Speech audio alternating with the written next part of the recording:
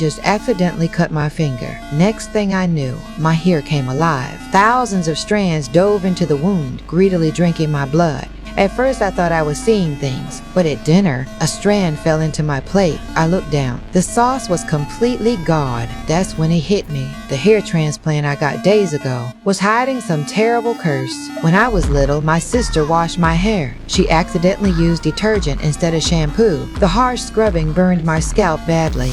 Since then, I couldn't grow long hair. I had to wear an afro to hide the scars. My adult life was a total mess. Co-workers always mocked my hairstyle. I worked hard for decades, still invisible at the company. Even my boyfriend said I wasn't good enough for him. He dumped me right then and there. Heartbroken, I decided to change myself. I took all my savings, walked into a hair salon. The place was filled with imported hair. The stylist swore to me, everyone who got transplants here became absolutely irresistible. I immediately picked the long black hair, told her to get started right away. The transplant hurt way more than expected. The stylist tied my original hair, bundled it into tiny braids. Then, without anesthesia, needled the new hair into my scalp strand by strand. The pain almost knocked me out, but I gritted my teeth for beauty. Finally, the pain made me pass out. When I woke up, the woman in the mirror stunned me. All that pain was suddenly worth it, but the stylist warned me, this hair must never touch water. Water would make it fall right off. Back at work with my new hair, just like the stylist promised, I became the center of attention. Everyone's eyes were on me, lost in the joy of being beautiful.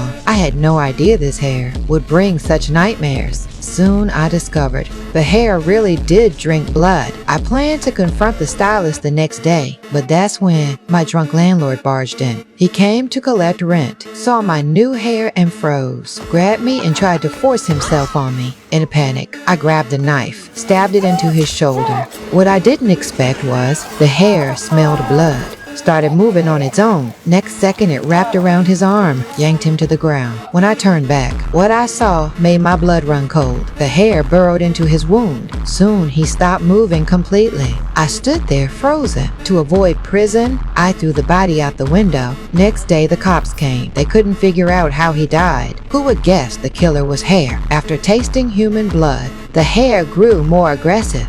That night, my period started. I was about to put on a pad when something happened that broke me.